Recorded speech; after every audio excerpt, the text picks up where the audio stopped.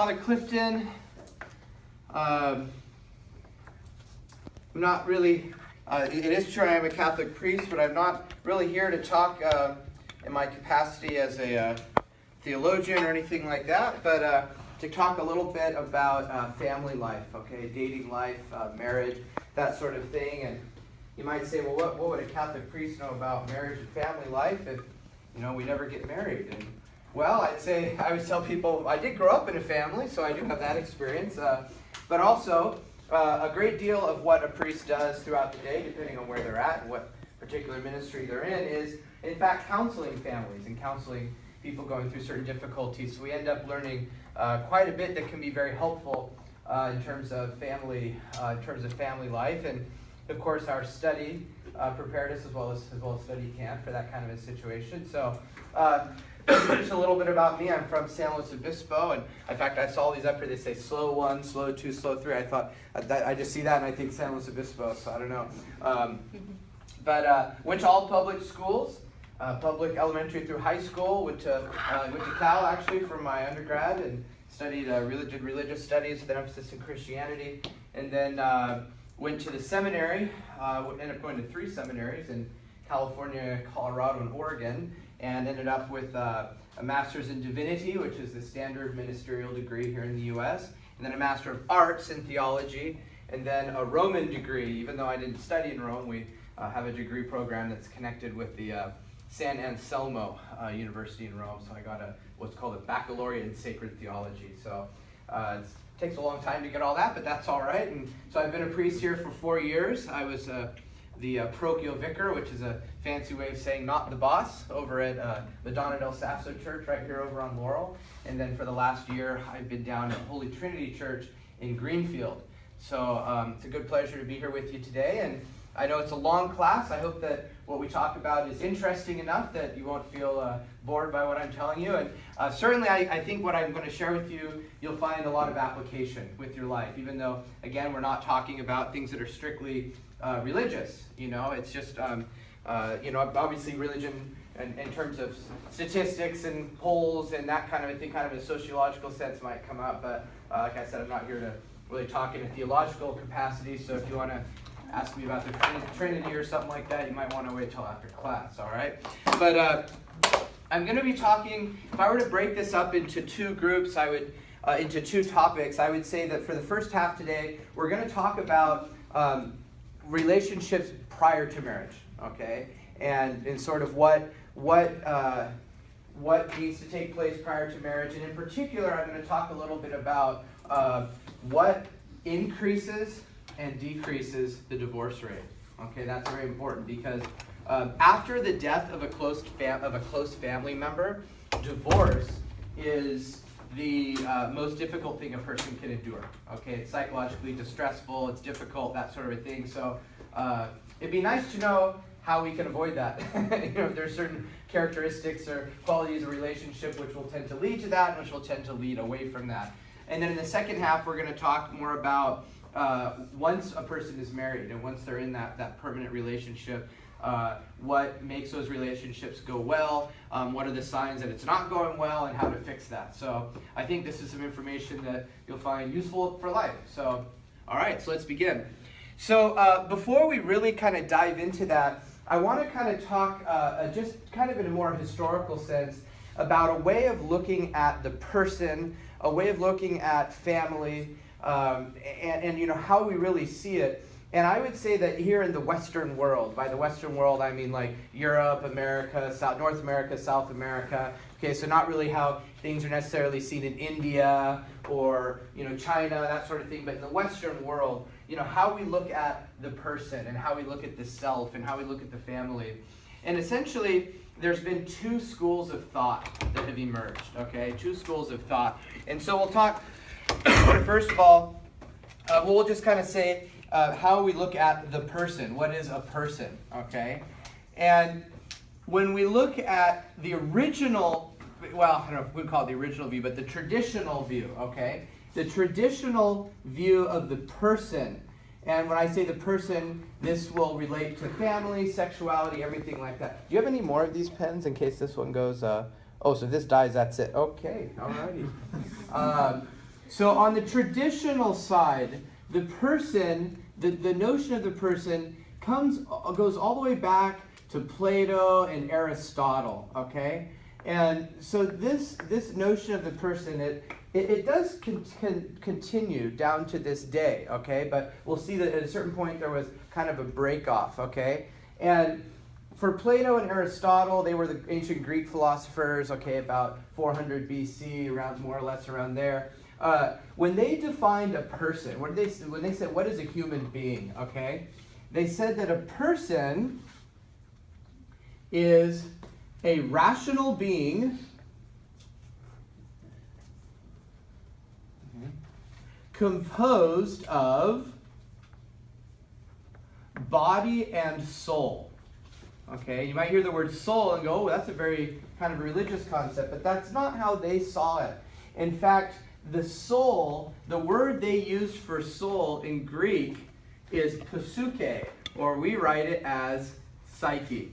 So when we talk about the soul in this sense, you can call it whatever you want. You can call it your consciousness. You can call it, your awareness. In the most simple terms, we can say, when you look at a dead body, it's the thing that's not there anymore. Okay, the process or the consciousness or whatever you want to call it, whatever it is, it's not there anymore. Okay, but a living person has it. And so they said, well, this is what a person is. A person is a rational being composed of body and soul. Now, this is very important because it means if I say, what am I? Okay, I would say I am a body and a soul. Okay, I am a body and a soul, a body and a psyche, a body and a consciousness, whatever you want to call it. There was then I'm going to call this the Age of Enlightenment, okay, view. And so this would have come really out of France in the late 1700s, and then continues down to our own day.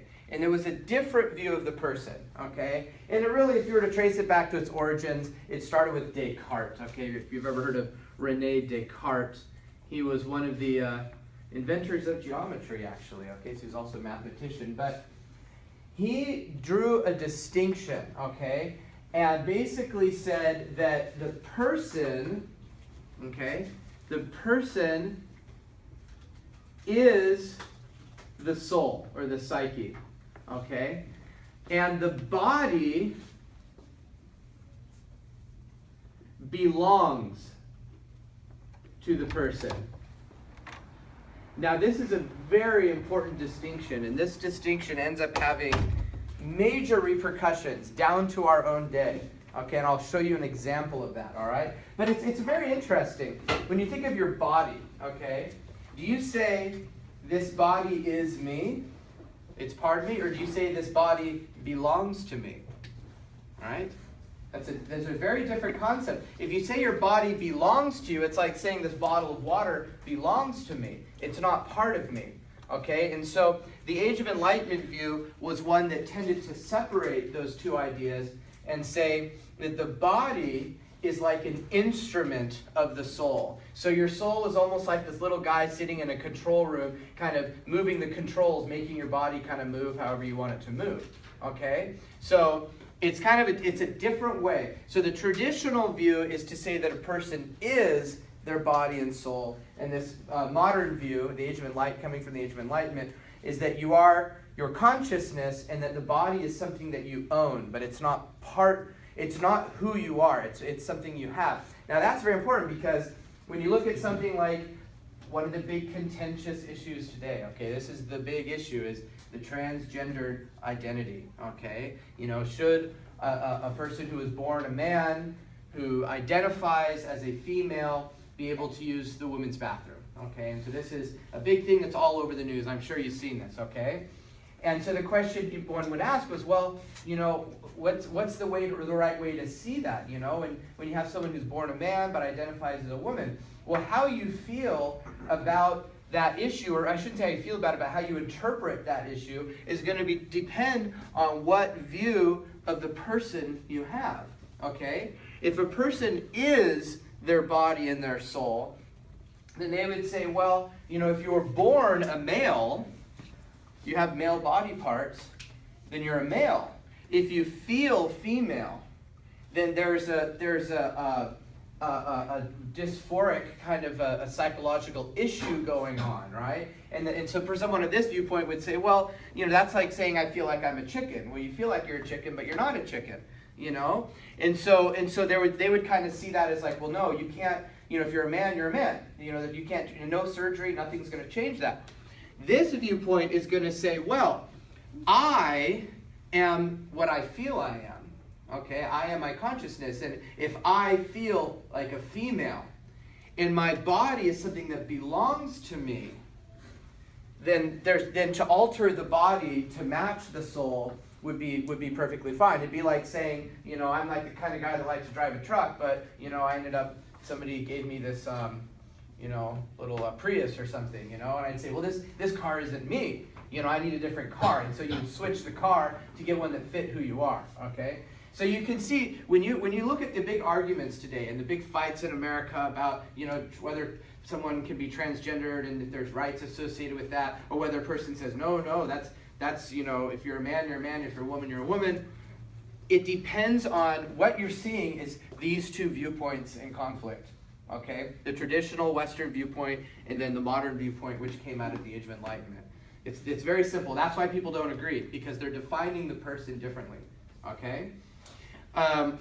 I think that obviously being in modern times, we hear a lot about this, we learn a lot about this, okay? It's kind of at the forefront, gay marriage, transgenderism, these sorts of things. It's at the forefront of what everybody understands. But I'm going to focus on family and sexuality from more of this perspective, okay? The traditional perspective, and it's based on this concept of natural law, okay? And so we're going to talk a little bit here about natural law. And what we mean by natural law, okay, is to determine right or wrong. You can say good or bad, however you want it. Right or wrong as determined by reason, okay? So don't let the term natural law confuse you. You might see the word natural and then think of nature. Okay, and you'll see nature does have a play in it, but natural law is what's wrong, right or wrong as determined by reason. Okay, so for example, and you might be kind of confused, but I think I can break this down. It's actually a very simple concept. Murder is wrong, right? Right? We all know that. Okay, murder is wrong. Okay, so let's talk about some reasons why murder is wrong. Okay, so somebody give me a reason. Why is murder wrong? One at a time, guys. I can't call on everyone at once, so relax.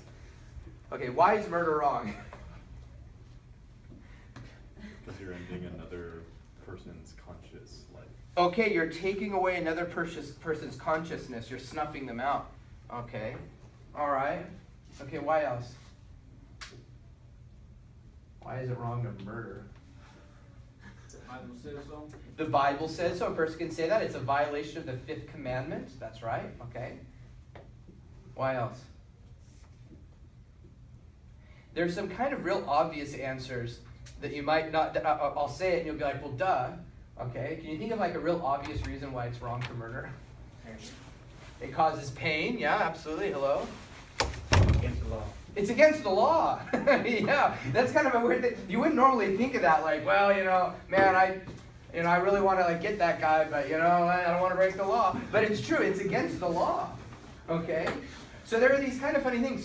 But you see, when you say why it's wrong to murder, there are a lot of different answers. Okay. To say that it's wrong to murder because it's against the law. What kind of law are we talking about? Well, that's penal law, right? Okay. Criminal law, right? It's against that law. If we say the Bible says it's wrong, that's divine law, okay, or law of faith, right? The natural law is different, okay? The natural law said it approaches it with reason, and it says, okay, well, what if murder was okay? What if murder was okay? Like, what would happen? What would this world look like? Huh? If murder was totally allowed, what would the world look like? Everyone's done to